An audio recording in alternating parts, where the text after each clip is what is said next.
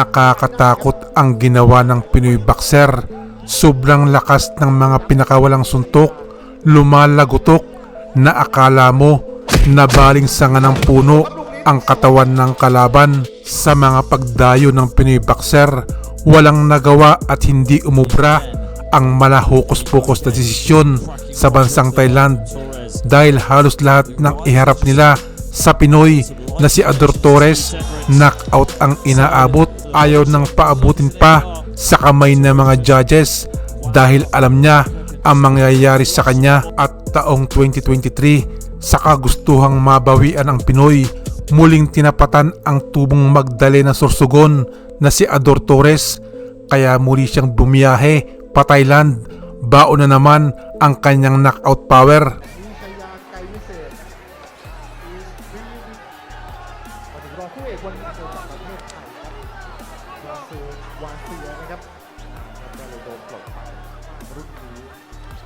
โอ้โหหมัดขวาครับเต็มๆครับไม่มีเลยนะครับในการต่อยกันหรือว่าเพชรใหม่นะครับซึ่งเด็กของ ADF ครับวันนี้ลดน้ำหนักนะครับสมควรเลยครับวันนั้นต่อยกับอภิชิตเสกต่อหน้าของพิชยานะครับทางเข้ามาจากนิวัฒน์คงแก่นนะครับต่อยที่นี่นะครับไปสุด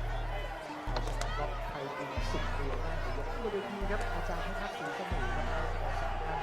จากโรงพิจิตรJudges being found usually for Carlos Costa.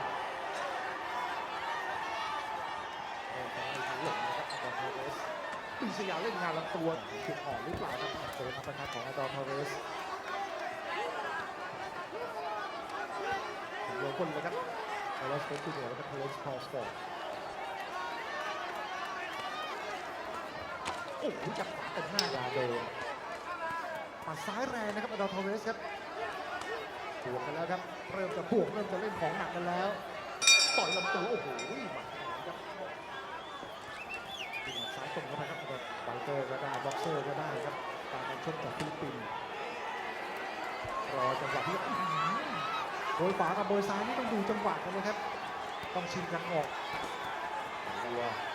พยายามหลงลำตัวเลยครับพิชยาแต่ไปให้ต่อยเลยครับอาดอร์ทอเรสถึงคราวที่จะโต้คืนแล้ววิ่งหน้าครับแหมยืนงานที่โดนหมัดเดินแต่วนครับอาศัยไล่กันคนละหมัดครับแม่หมัดซ้ายมาแล้วครับแค่หมัดหน้าของนิชยาครับทำได้ดีเหมือนกันเอาไล่เข้าไปต่อยแล้ววิ่งครับตอนนี้มวยต่อยกันมาทั้งหมด3รูปเลยดูชมกันทั้งหมด6คู่เลยครับที่ป้องกันแชมป์ชิงแชมป์ ABF ใจเด็กโดยฟิลิปปินส์ส่วนมีโยกครับของพิชยาก็เล่นงานรับโอ้โหเจอซ้ายครับปัดซ้ายเต็มหน้ายังไปได้ครับเราไปต่อพยายามเล่นงานของพิชยาแต่ว่าโอ้โหเจอรับตัวครับลูกนี้ 1-2 ครับ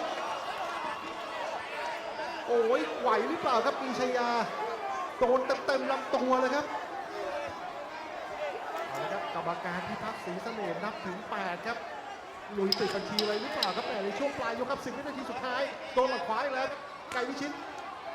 พิชยาไก่วิเศษนะครับโอ้โหตัวดักก็หมดยกครับแต่ยกที่2โอ้โหต้องสู้ให้เต็มที่เลยครับเกียร์ครับต้องอยู่ที่ใจเลยครับตอนนี้ตัวยังแกร่งแล้วก็หินผาเลยครับโดนแล้วก็ไม่สะเทือน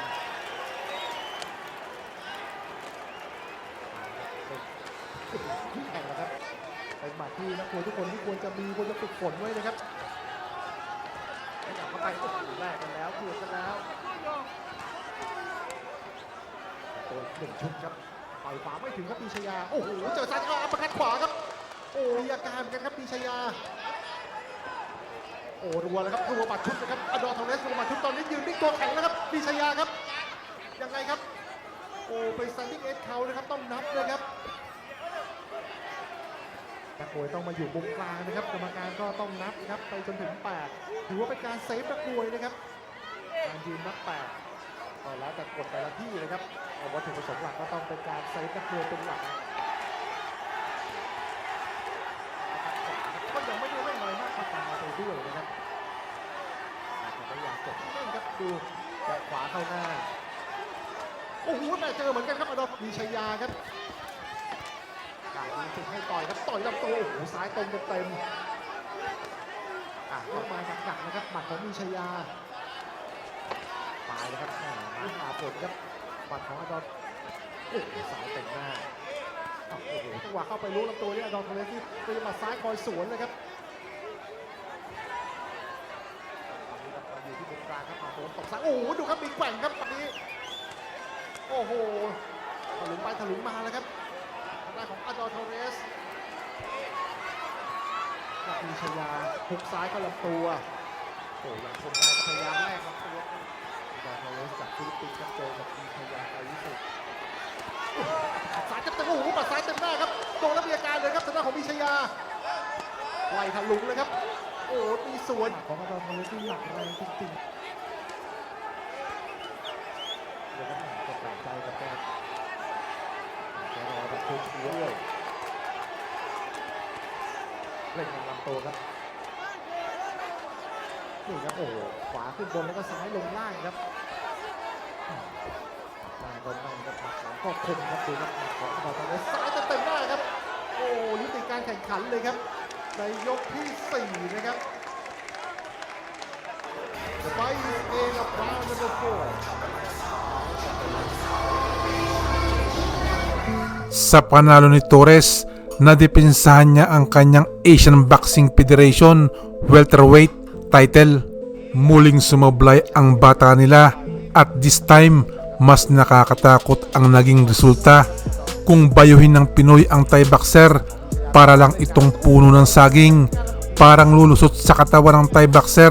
ang lakas ng mga banat ni Ador Torres. Mala Terminator talaga. Pagkatapos ng laban na ito, dalawa pang Thai boxer ang ikinasa kay Torres at parehong natapos din sa knockout ang laban. Kaya ang huling 6 na laban ni Torres, maganda, natapos lahat sa knockout. So yan po ang gusto kong i-share sa inyo ngayong araw sa mga kaibigan at kababayan natin dyan sa Pinas, mga boxing fans at sa mga tulad kong OFW saan man panig sa mundo. Kumusta po kayong lahat dyan? Kung nagustuhan niyo po itong aking video, paki-like at kung pwede, mag-subscribe na din po kayo. At para updated kayo sa aking mga video, pwede niyo i-click ang notification bell. Maraming salamat sa inyong panonood. Shout out kay Jer TV ng Siargao Island, kay Mr. Minandro Domingo ng KSA, Ricardo Bernaldo Jr., G.I. Padin ng Bahamas, kay Mr. Edgar Balili, Madam V at Vilma Freyes, kay Mr. Dong Tangloy Malyari,